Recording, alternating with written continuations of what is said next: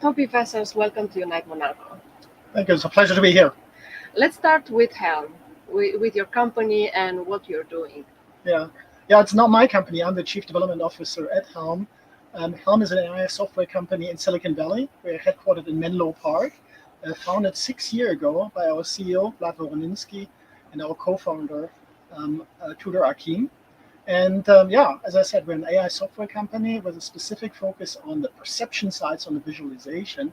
And we apply our technology for the moment in the autonomous car space. So we enable autonomous driving, but our vision actually goes beyond that and really apply our technology in robotics and computer vision at large.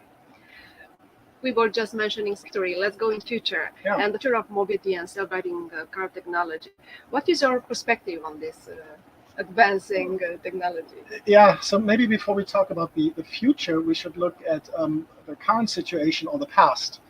And it's actually fairly easy. You see a lot of companies who start out in the autonomous space, but there's one big problem. It is very, very capital intensive. So if you want to enable autonomous vehicles, whether it's robotaxis or delivery vehicles, you spend typically billions of dollars in capital. And there are a couple of reasons for this. You need to have a lot of vehicles as validation data. Right? It's not enough to just run this in a computer model. You actually need to have real vehicles on the road. That is very, very expensive. And the second point is that you actually need a lot of data.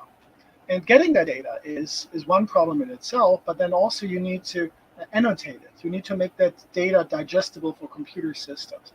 And that, for the moment, has always required a lot of human interaction, and that's very, very expensive. And the cost, it can be several dollars per picture, and you need tens of millions of pictures. So it's, in short, it's very, very expensive.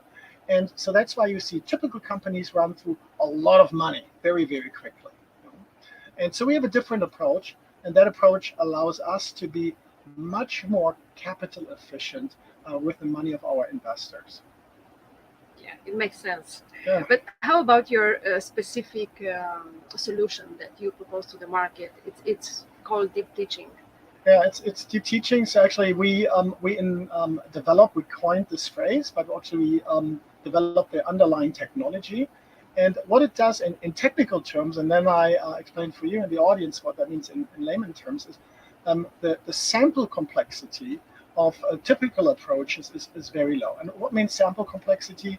It means that when you have let's take a picture, it could be from a camera or from another sensor like a radar or LiDAR, the information that you get from this picture, that that the computer system understands, is typically very low, right? And so what that means is that you need human interaction to train these systems and improve the data that you generate from each picture or whole videos.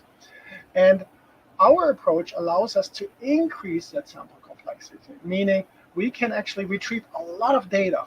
So what does that mean? What does it mean for me as a buyer of an autonomous car?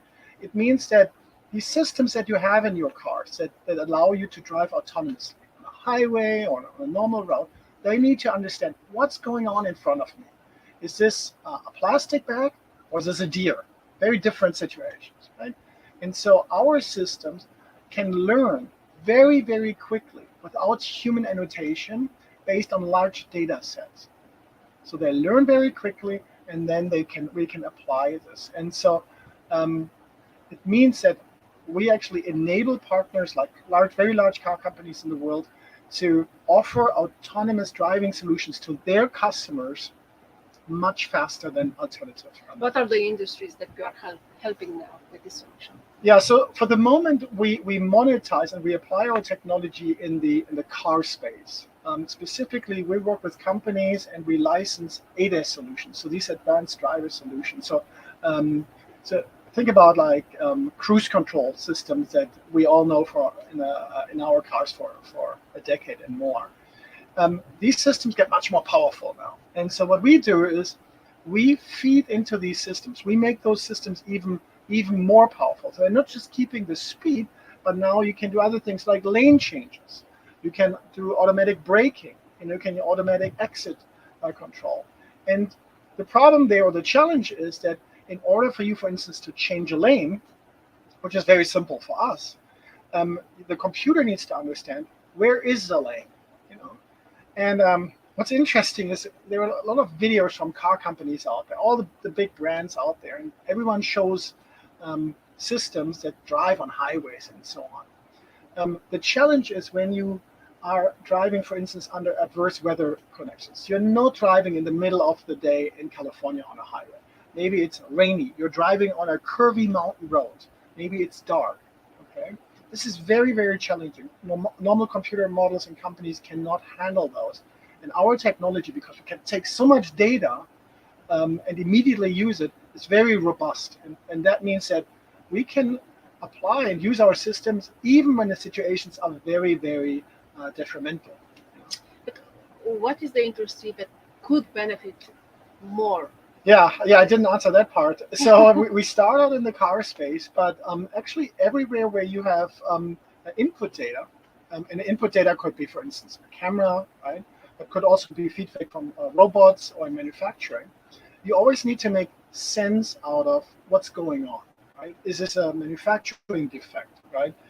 When you have a robot, can I pick this up, and how do I need to pick this up? What force do I need to apply? And what we see as really the opportunity in the future is uses technology in the car space, and we can actually immediately transfer this to other areas. For instance, off-road driving, right? And we do this with partners. Well, isn't that the same as driving on a highway? No, you don't have lane markings. It's very, very tough. So we help partners to do this in the off-road market. But then there's also the space, for instance, drones. Right? It's very easy to fly a drone nowadays. What is very difficult is to stay off objects. Right? You easily crash into things. And so that's where we come in. Whenever there's a sensor input, cars, robots, drones, or manufacturing at large, robotics at large, that's where we can come in. What to expect as the mobility industry transforms? What to expect in the future? Yes. Yeah, so I mean, we're currently very actively working with partners to apply our technology and ultimately, and fairly soon actually, enable autonomous driving in all weather conditions. So that's coming. We're also helping partners not just in cars themselves, and self-driving cars, but also, for instance, on delivery vehicles. Right, so we have a shortage of drivers. No one wants to be a truck driver anymore, and so we see that as another big opportunity.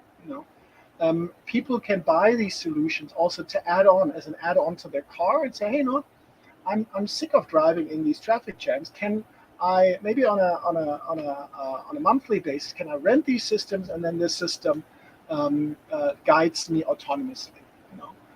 So there are several of those applications. So robotaxi, you can buy this as an upgrade for your car, but then also delivery vehicles. So the future sounds great. The future of mobility sounds very diverse and very useful. The future sounds great and is great. It's just very tough to get there. Again, with our new technology, we actually enable us to get there much faster. Toby, thank you so much for being here with us at Unite Monaco. My pleasure.